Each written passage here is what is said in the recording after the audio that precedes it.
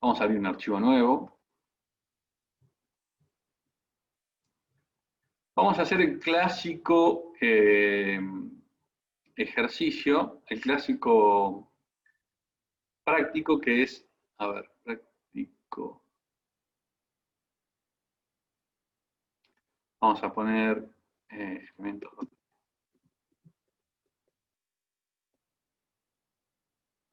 Vamos a hacer la clásica placa con orificio, que es uno de los que estaba ahí.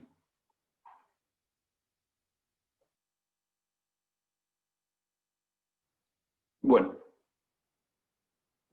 acá lo primero que tienen que saber, y esto es importante, es que cuando dibujen elementos 2D, y esto lo vamos a marcar en el video, tengo que dibujar en el plano ZI.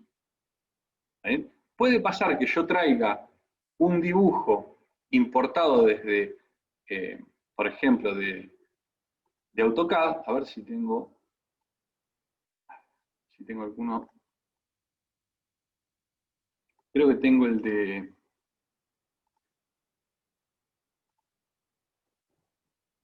la rosca.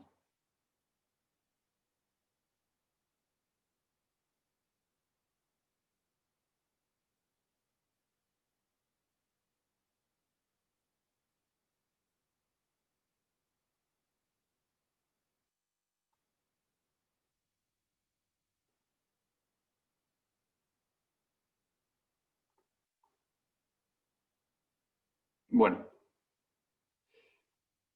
eh, vamos a dibujarlo. Yo lo que tengo que hacer es dibujar en este plano, en el IZ, cuando vaya a trabajar con elementos en 2 dimensiones, para que me tome los elementos. Entonces, si le doy doble clic, fíjense que se pone en negro y me dibuja una cuadrícula. Eso quiere decir que tengo ahí activado el sketch. No es necesario tener el sketch activado, y más si les llega a molestar esa cuadrícula, la pueden sacar, pero sí tengo que tener activado la visibilidad de ese plano. Bueno, fíjense, si voy a graficar, supónganse que voy a graficar una placa que la vamos a hacer. Esto está en metros, vamos a pasar todo a milímetros.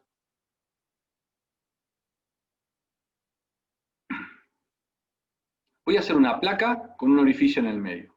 Entonces vamos a salir de 0, va a ser el primer punto. Fíjense que estoy dibujando en el plano IZ, ¿no? Entonces vamos a ponerle de largo, vamos a usar coordenadas relativas. De largo vamos a hacer 250 milímetros.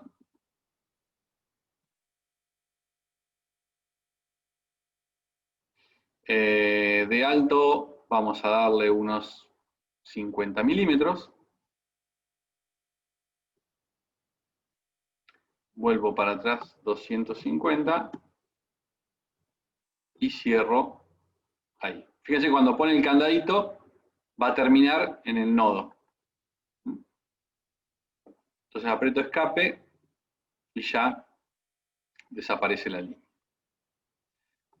Si se fijan acá, cuando acabo de dibujar esto, si se fijan ahí, me pone que lo dibujó en 3D. Y no puedo mallarlo. Eso. Fíjense, cuando vengo a Mesh, no me deja mallarlo. Selecciono eso en 3D y no me da la opción de mallarlo. ¿Por qué? Porque para que me lo dibuje en 2D, tengo que tener activado el sketch, que yo hoy lo había activado dándole doble clic. Entonces, supónganse que ustedes traen un dibujo de un perfil de AutoCAD, que es más fácil de dibujar que este programa. Lo importan y se los va a importar con un elemento en 3 dimensiones. Fíjense que todas las líneas, todo esto está dibujado en 3 dimensiones. Y no les permite mallarlo en 2D. No me deja mallarlo acá. Entonces lo que tienen que hacer es dibujarlo con el sketch activado. Si ya lo tienen así, lo que van a hacer es, lo seleccionan, vamos a seleccionar objetos de construcción, lo selecciono, y lo que voy a hacer es activar el sketch, activo el sketch, lo selecciono, y lo voy a copiar. Mover o copiar, y pongo 0, ya lo voy a copiar al mismo lugar donde está. Copiar, le saco mover, copiar, y aprieto OK. Entonces, a ver, no hizo nada.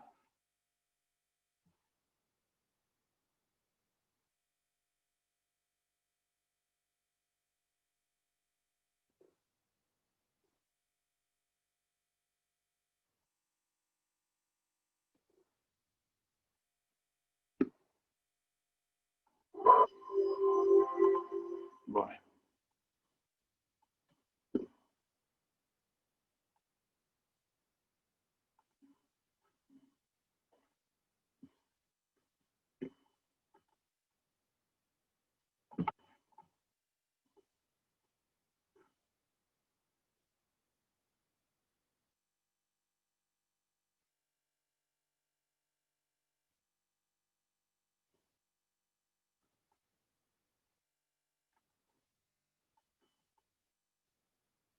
Bueno, fíjense que ahí hice esa línea, como estoy en Sketch, esta sí está hecha en 2 dimensiones. Vamos a borrarla. Y me deja generar el mallado. Acá está desactivado. Entonces lo que tengo que hacer es eso que acabo, vamos a borrarlo, esto que acabo de dibujar acá, ahorrar 2 puntos, lo tengo que pasar a 2 dimensiones. No me acuerdo cómo era. Ah, a ver. Bueno.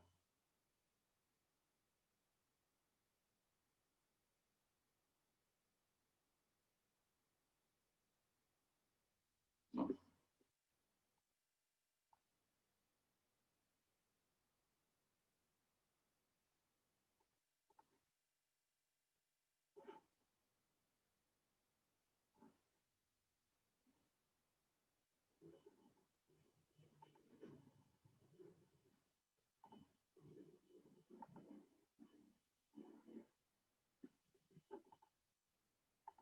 Bueno, después me fijo cómo es la clase que viene y lo explico. Bueno, fíjense que esto no me va a servir, lo voy a borrar, vamos a hacerlo de vuelta. Vamos a dejar los puntos. Entonces, si ahora dibujo, yo no sé si está dibujando.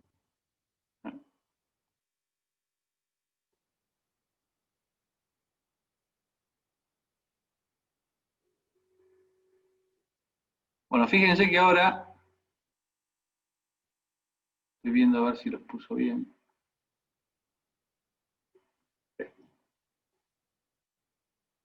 Fíjense ahora cómo cambió esto que está acá. Ahora no dice más 3D, ese mismo que dibujo que había hecho, ahora está en 2 dimensiones. Y si le doy clic derecho, me deja generar el mallado. Bueno, me falta hacer acá el orificio. Vamos a hacer un círculo. Me dice, fíjense, seleccione el punto central relativo al 000. Si este era el 000, relativo al 000, tengo 25 en Y, en Z, y 125 en Y. Y ahí aprieto Enter. Ahora tengo que seleccionar un punto radial, que puede ser cualquiera. Vamos a hacerlo de esto tenía 50 de ancho, vamos a ponerle 25 de ancho, entonces un punto del radio, desde el centro hasta arriba, o sea, relativo al centro. Fíjense que abajo, acá, me dice, seleccione un punto radial para el círculo, relativo al centro, al 0, 125, 25, es este punto. Entonces puedo elegir, supónganse, 12,5 en Z o 12,5 en Y, cualquier punto. Vamos a poner 12,5 en Y. Entonces ahí tiro la circunferencia, aplico y ya la puso. Este es el centro, ese es el punto relativo que acabo de poner, y ahí ya me dibujó la circunferencia. Bien, entonces, fíjense, selecciono ahora, y si hago clic derecho me deja generar el mallado en 2 dimensiones. O vengo acá a Mesh, y ahora esta casilla está activa.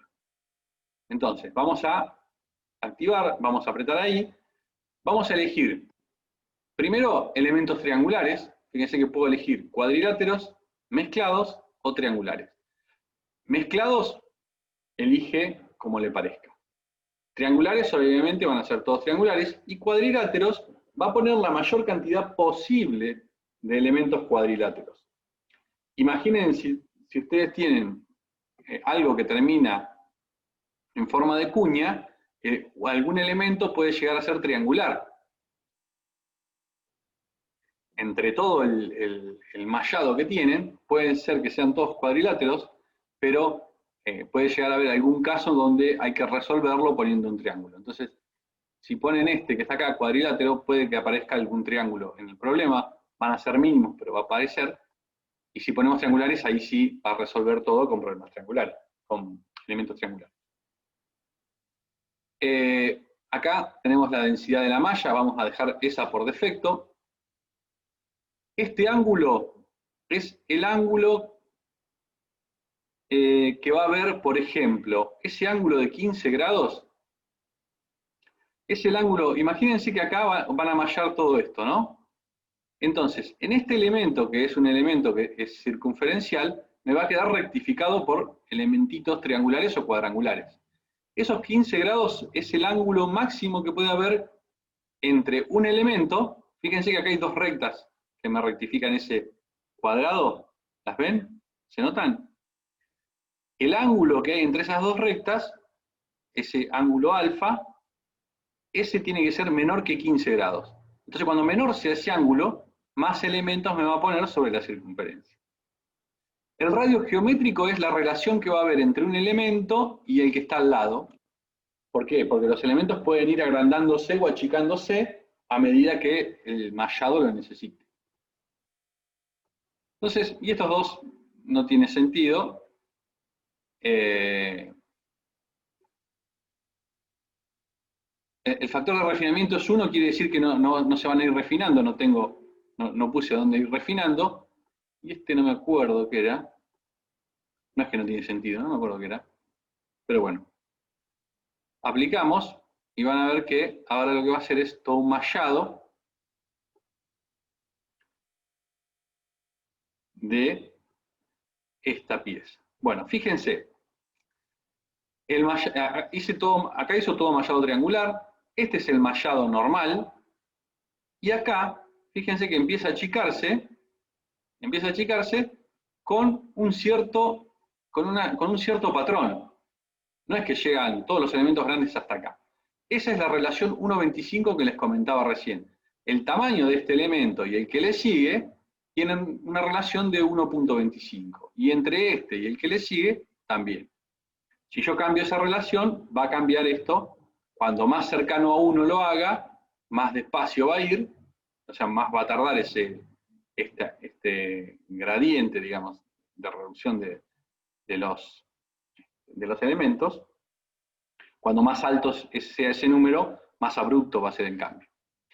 Después, ¿por qué pone tantos elementos alrededor de la circunferencia? Bueno, son esos 15 grados que yo les dije que hay, que es el ángulo entre, vamos a ver si podemos sacar los objetos de construcción, el ángulo máximo entre esta recta y la que le sigue, el ángulo máximo tiene que ser 15 grados. Si yo le pongo 45, entonces me hace, si le pongo, perdón, 90 grados, entonces me hace un cuadrado acá. Vamos a empezar a tocar un poquito ese tema. Fíjense, acá tengo el mallado que acabo de hacer. Le doy doble clic. Fíjense, si yo acá pongo, vamos a poner 30 grados, y aplico, vamos a poner menor cantidad de elementos en ese orificio. Entonces ahora el ángulo entre estos y estos es máximo 30 grados. Vamos a tocarlo otra vez y vamos a ponerle 90.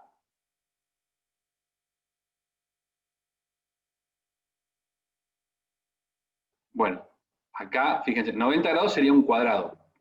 Ese es el ángulo máximo. Después, fíjense que tomo los elementos que venían de acá. No hizo ningún tipo de reducción. Entonces, este elemento es el que le va a definir qué ángulo va a tener acá. Si yo agrando esto, si yo acá le pongo menos cantidad de elementos, 200, entonces estos elementos van a ser más grandes y el círculo ese va a estar dividido por menos cantidad.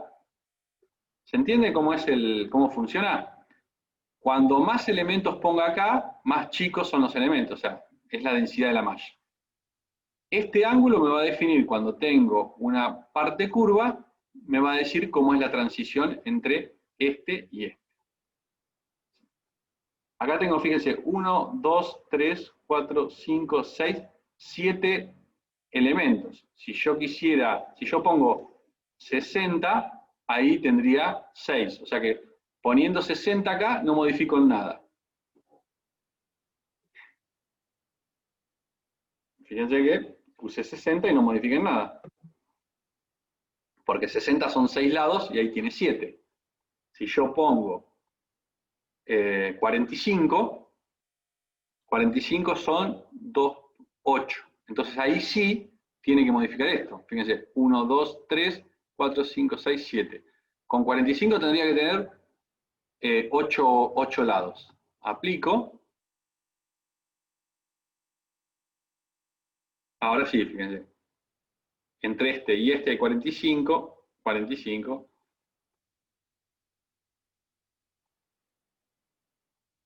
Vamos a dejar este de 15 y este de 400. Vamos a dejarlo de 200.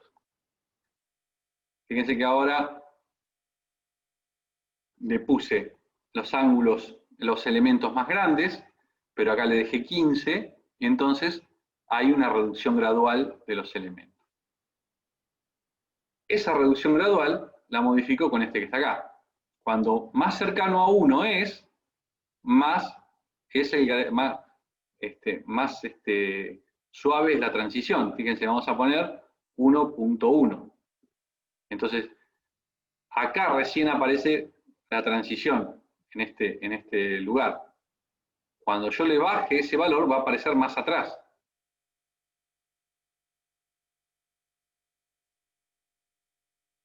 ¿Se nota? La transición aparece un poco más por acá.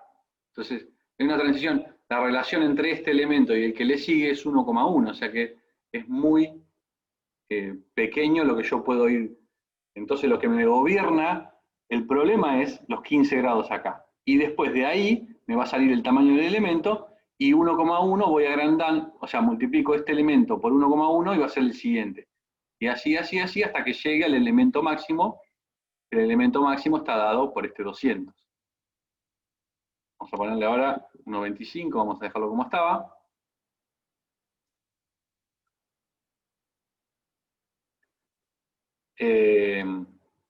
Esto, la verdad que no sé qué es.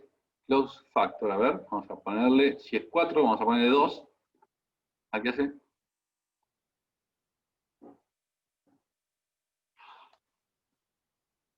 Nada, yo no encuentro, no sé qué hace. ¿Alguno se dio cuenta? 8.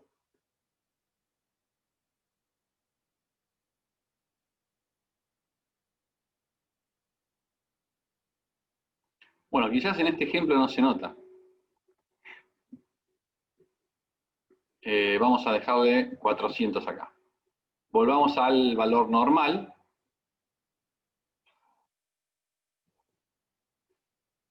Bien, hasta ahora lo único que hice es mallarlo. ¿Qué tipo de problema es este que voy a resolver? De los 3 problemas de estado plano que vi, ¿cuál les parece a ustedes que aplica acá? Vamos a recordar los problemas que yo tenía. Ahí apareció. ¿Cuál les parece que de estos 3 problemas es el que voy a aplicar ahí? Porque hasta ahora lo único que hice es mallar una figura, pero puedo estar todavía trabajando en estos 4. Bueno, si es una chapa, voy a utilizar este que está acá, que es este, el que estoy haciendo ahora. Ahora, si esto es una pieza que tiene el eje que entra a la pantalla, es el eje de extrusión, digamos, ¿no? Y esto es, no sé, supónganse que es un dique de cemento, bueno, podría ser un dique de cemento con un túnel ahí al medio, qué sé yo. Bueno, entonces eso sería un problema como este.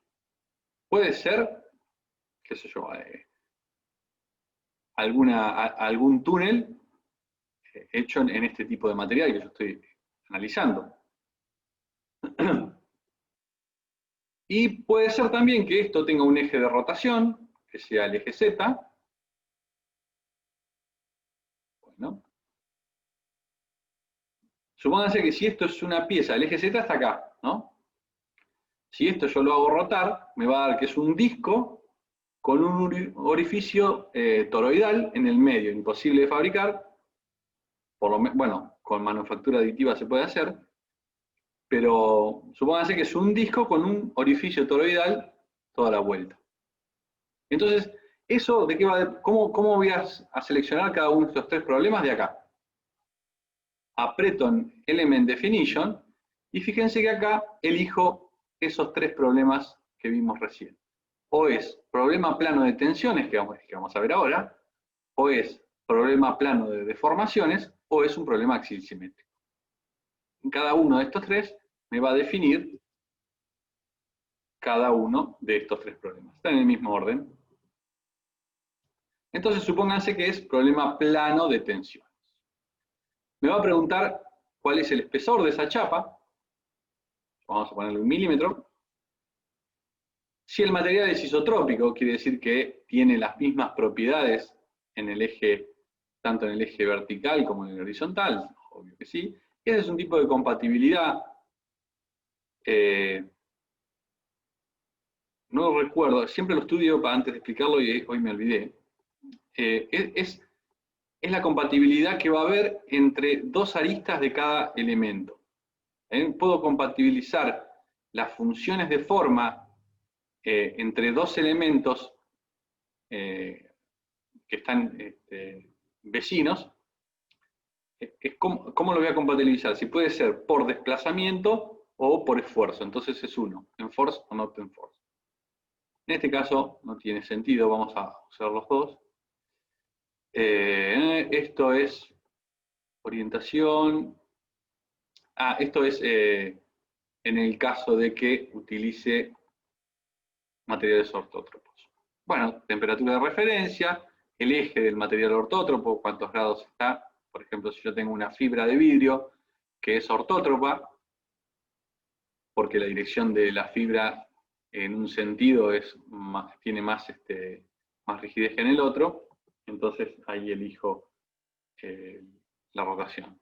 Es el ángulo principal del eje de ortotropía. Bueno, no importa, vamos a hacer ahí definimos el problema plano de tensiones, ahora vamos a poner un material, vamos a elegir siempre, vamos a trabajar con acero, 1010. Y por ejemplo, esta cara que está acá la vamos a fijar y a esta cara que está acá le vamos a poner una presión. Entonces, voy a seleccionar. Fíjense, yo puedo seleccionar cada nodo. Selecciono los nodos. Y le pongo restricciones a esos nodos. Entonces acá vengo Add, General Constraint. Y a esos nodos los voy a restringir en I. Y en Z.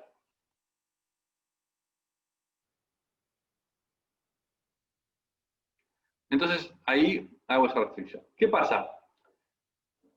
Yo también lo puedo restringir seleccionando la línea, en lugar de seleccionar todos los nodos.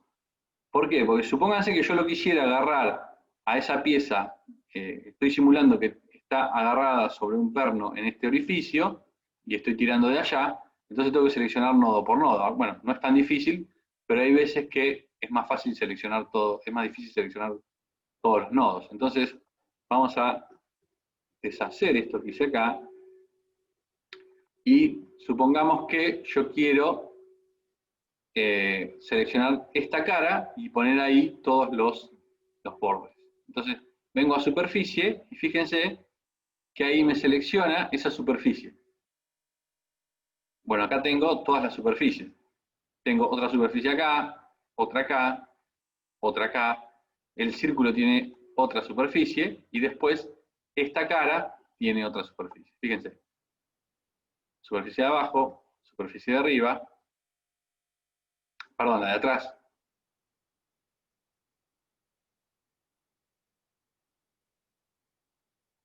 A ver. Ah, no. Bueno.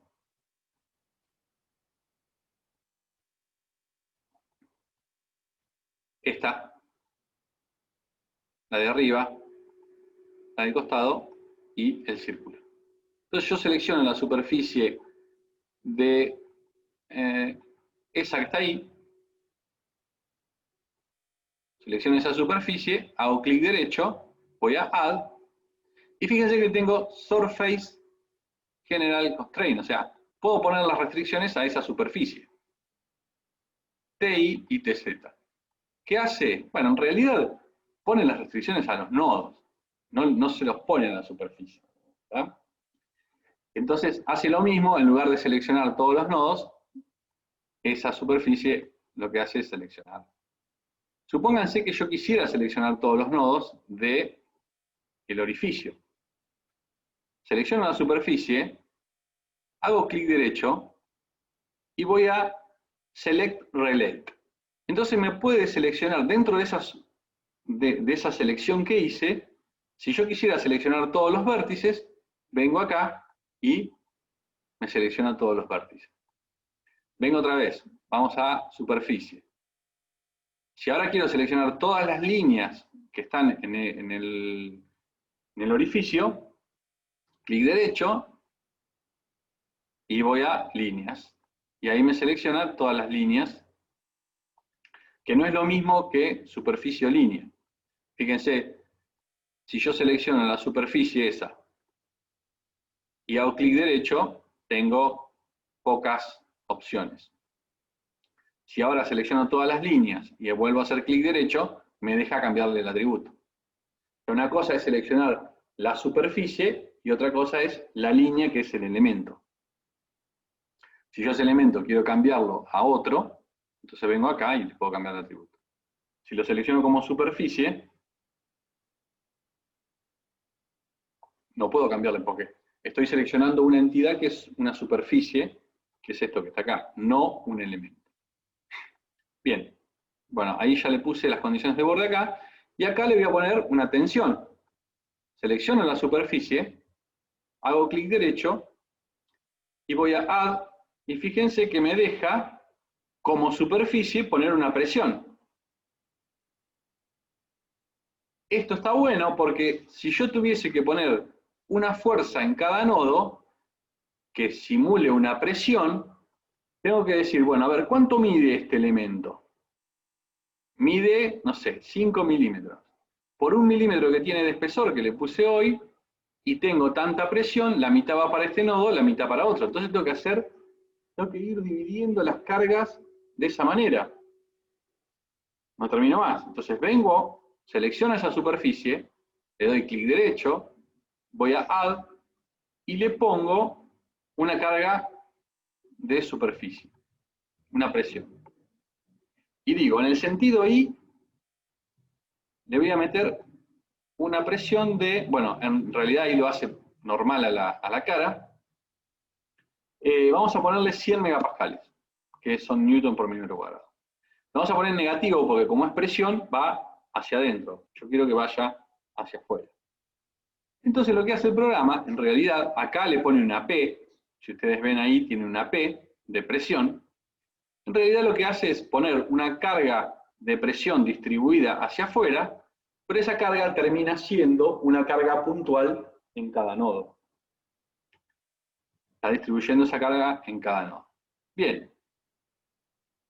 ¿Qué pasa? ¿Por qué me conviene? A mí me conviene siempre poner las cargas en este tipo de problema de forma superficial.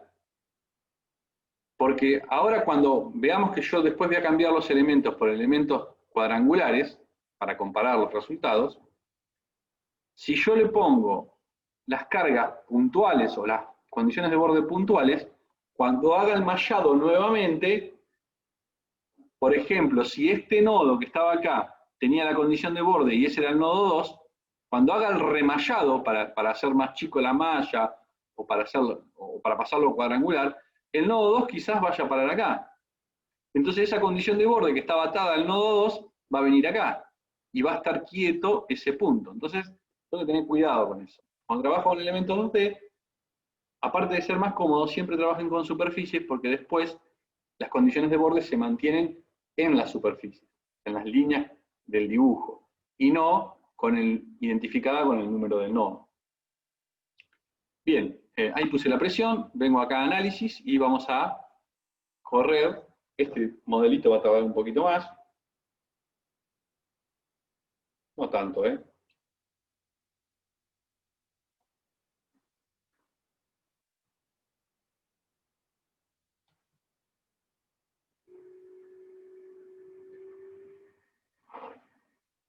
Bueno, fíjense que ahí tenemos el desplazamiento. Acá 0, acá desplazamiento máximo. Es normal. Siempre fíjense, hagan esta prueba. ¿Haría eso la pieza? Sí. Entonces, eso es lo que ustedes esperaban. Fíjense que acá se achica, ¿por qué? Por efecto Poisson se achica toda la pieza, pero acá más porque me falta material. Bien. Vamos a ver las tensiones, von Mises, ya acá directamente podemos ver von Mises. El factor de amplificación acá es un poquito más de 3, fíjense que es 3,1. Es 3 si la placa tiene ancho infinito, entonces cuando empieza a bajar el ancho acá, se empiezan a agrandar las tensiones, porque bueno, tengo menor cantidad de material entre el orificio y el borde. ¿Qué más? Bueno, vamos a hacer este mismo ejercicio. Fíjense que me da 311. Tengo acá, a ver dónde está, dentro de estrés, tengo esto que se llama von Mises Precision. Vamos a ver varias cosas. Primero, fíjense, los elementos, acá no se ven, pero vamos a ver si los podemos visualizar.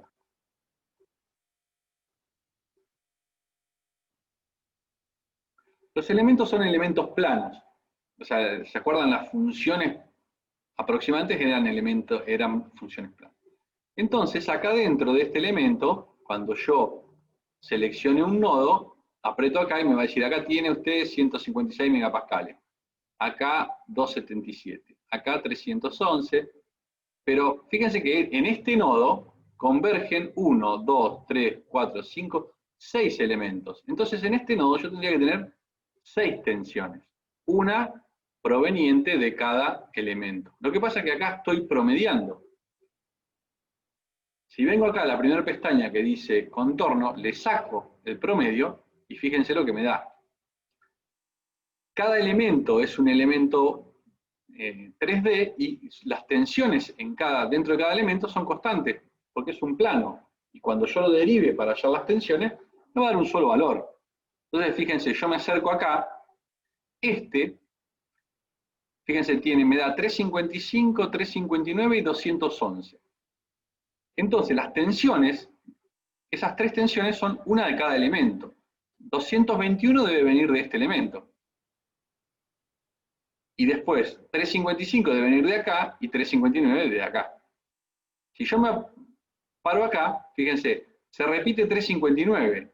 Y si vengo acá, tiene que estar 359. Entonces 359 es el valor de tensión de este elemento.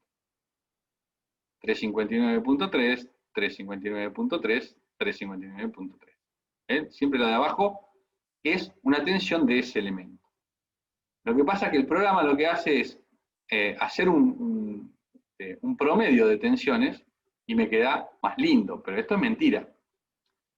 Yo si quiero ver, ¿esto aproxima bien? Y miren, tengo un cambio de tensiones entre elementos, es muy grande. Fíjense si en este elemento que está acá tengo 6 elementos alrededor de este nodo, por lo tanto tengo 6 tensiones. ¿Qué tensión tiene ese punto? Porque fíjense que tengo, la más baja es 150, la más alta es 355 y después tengo en 200 un montón de tensión. Si yo le hago el esfumado, y voy a tener ahí 200. ¿Por qué?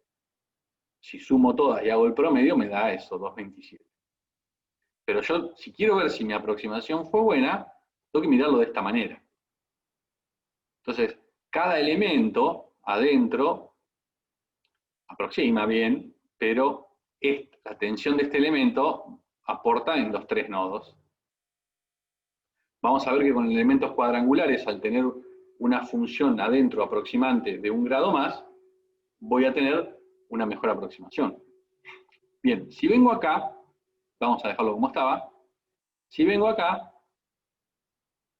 ¿qué pasó con el cartelito? Ahí está. Tengo esta herramienta que se llama von Mises Precision. Precision es una herramienta que lo que va a hacer es agarrar la tensión de este nodo, así en este caso, va a agarrar la tensión más alta del problema, que es 359.3. Supongamos acá. A ese 359.3 le va a restar la tensión más, creo que es la más baja de todos los elementos que hay ahí, que es 106. Entonces le va a dar 253 y lo va a dividir por la tensión más alta de ese punto, que es 205. Eso, a ver si me acuerdo, déjenme ver. Bueno, vamos a aplicar Precision.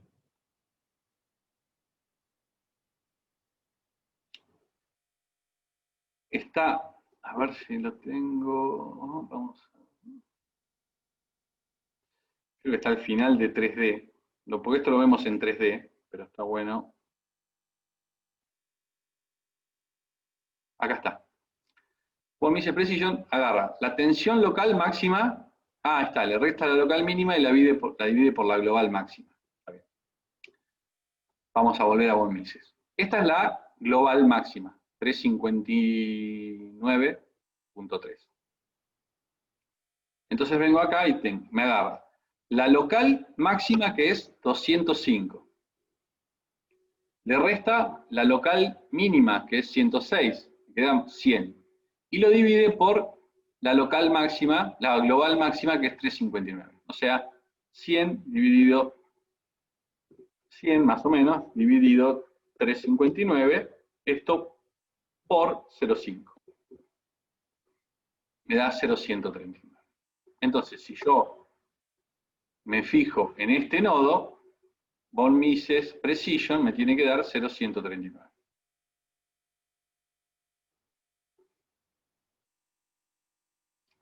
.138.6. Acá, fíjense que me da 0,28. Y acá 0,27. Cuanto más alto es ese valor, peor es la aproximación. Imagínense que en un nodo yo tengo, vamos a suponer ¿no? La tensión que viene de este elemento es 0. La tensión que viene de este elemento es 350. Y la tensión máxima del problema es 350. Cuando hago esta cuenta, fíjense, 350 menos 0 dividido 350 por 0,5, Von Mises, el valor máximo es 0,5. O sea, cuando esta división me da 1. ¿Qué quiere decir? Que el salto de tensión entre estos dos es tan grande como la tensión máxima. ¿Se acuerdan que mi aproximación era mejor cuando el salto de tensiones iba siendo gradual? Entonces, el valor máximo de precisión es 0,5 y se da en el peor lugar. Fíjense que en estos lugares tengo un valor de precisión horrible. 0,28, tengo un salto de una tensión a la otra de la mitad de su valor, que era lo que estábamos viendo hoy. Vamos a von Mises y fíjense que acá tengo 150 la tensión menor y 350 la mayor, o sea que tengo un salto de tensiones muy grande. Entonces, si ese valor me da muy cerca del 0,5, tengo problemas ahí, tengo problemas de convergencia. Por lo tanto, yo no confiaría mucho en el valor que me da acá, digamos, el suavizado o el promediado, me da un valor de 311, porque hace todo un promedio ahí. 311 hace un promedio entre los tres elementos. Pero si yo le saco el promedio, este tiene 355, este tiene 359, el de acá me baja el promedio a 311. Entonces fíjense que esa aproximación no es muy buena. Es buena donde, fíjense, los colores cambian poco. Fíjense que acá los colores son más graduales, y si yo miro la precisión en esta zona, me va a dar muy baja. Fíjense, del orden de menos de 0.028. La precisión acá es 0.0011. Entonces acá el salto de tensión que hay entre un elemento y otro es muy chico y la aproximación es muy buena. Esto es cuando yo, ¿se acuerdan la barra que colgaba por propio peso? Que las tensiones saltaban escalonadamente. Bueno, esto me da una relación de el alto de ese escalón. El escalón tiene que ser chico para que la aproximación sea buena. Vamos a hacer el mismo ejemplo, vamos a copiar obviamente, pero le vamos a cambiar el mallado. En lugar de que sea triangular, le vamos a poner solamente, le vamos a cambiar esto, cuadrilátero. Aplicamos. Fíjense que como yo la presión la tomé acá y acá, las condiciones de borde me mantuvo lo mismo. Entonces lo único que tengo que hacer ahora es correr.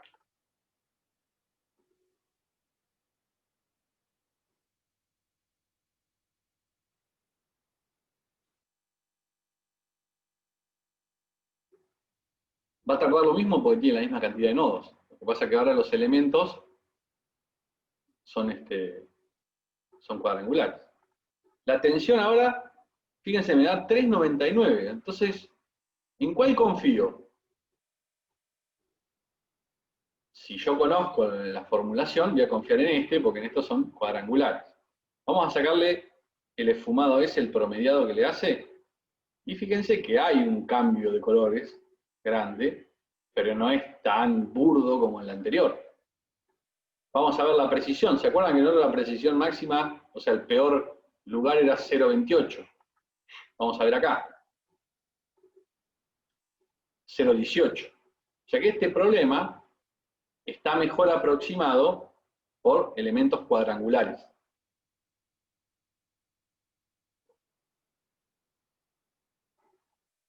Bueno, entonces lo que puedo hacer ahora es empezar a refinar el modelo.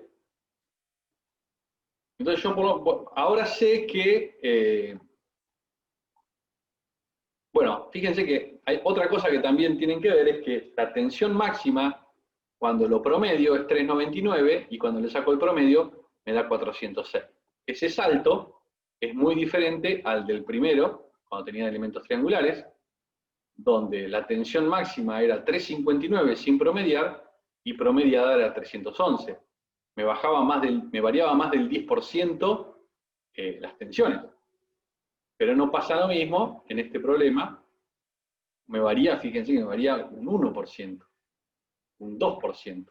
Baja de, a ver, 406 a 399 son 7 megapascales, menos de un 2%, casi un 2%. Entonces, ahí hay otra forma de ver cómo va convergiendo el problema. Entonces, ¿qué puedo hacer para aproximar mejor este problema? ¿Qué harían ustedes en base a lo que hemos visto hasta ahora?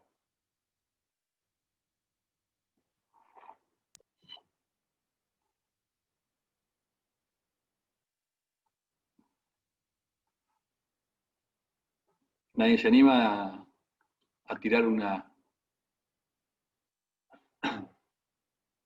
¿Qué podrían hacer?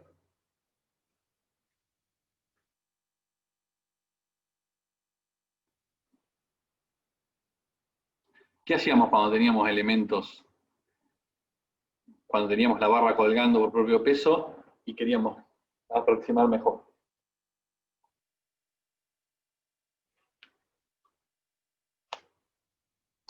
No, tenés Tener que en cuenta la mallarlo gravedad. más. Claro. Bien. Entonces vamos a aumentar la cantidad de elementos. Vamos a copiar esto. Siempre me conviene copiar, es gratis. Bueno, sí, me consume un poco de espacio en el disco, pero me conviene agarrar este mallado y en lugar de 400 vamos a ponerle 1200.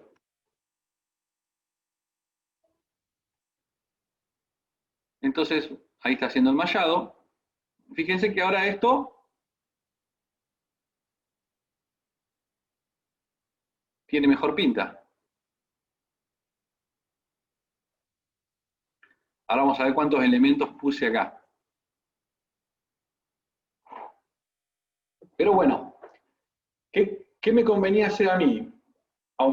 Primero usar las funciones de forma de mayor grado. Entonces, en lugar de usar triangular, voy a usar cuadrangular. Bien, ya elegí cuadrangular. Ahora me conviene meter más cantidad de elementos. Bueno, fíjense que me da 404, le saco 414, no varió mucho. Fíjense que hay 10 megapascales de diferencia, o sea que eso no mejoró. Vamos a ver la precisión, era 0,18, hoy 0,16. La verdad que un esfuerzo computacional tan grande para bajar tan poco. Vamos a volver y vamos a ver este problema. Fíjense que aumentó la cantidad de elementos, pero aumentó en los lugares donde a mí no me interesa. Vamos a ver el segundo escenario. Y fíjense que la cantidad de elementos bajó, pero aumentó más en estos lugares donde me estaba dando bien el problema. Entonces, el refinamiento que hice es malísimo. O sea, aumenté la cantidad de elementos, pero no conseguí ninguna mejora. Por lo tanto, voy a venir acá y vamos a dejar 400 y vamos a poner acá 10. Entonces voy a meter más elementos, el problema lo tengo alrededor del orificio. Entonces voy a meter más elementos ahí.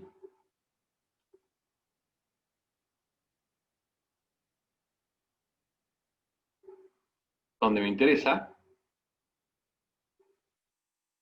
Y vamos a hacer otra cosita más. Fíjense que cómo va variando el tamaño del elemento, es muy poco. Vamos a tocar ese punto también. Este vamos a poner un poquito más bajo.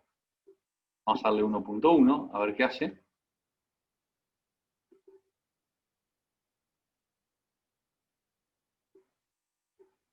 Vamos a ver qué hace ahí.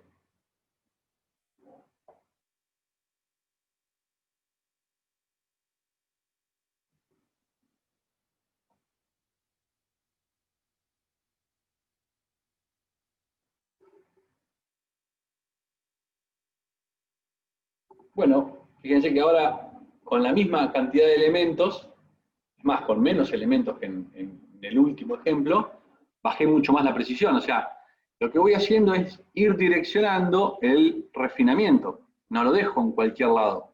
Los lugares donde me va bien, no quiero refinar acá, ni acá. Quiero refinar en estos lugares donde las tensiones son más altas, donde la precisión es más baja.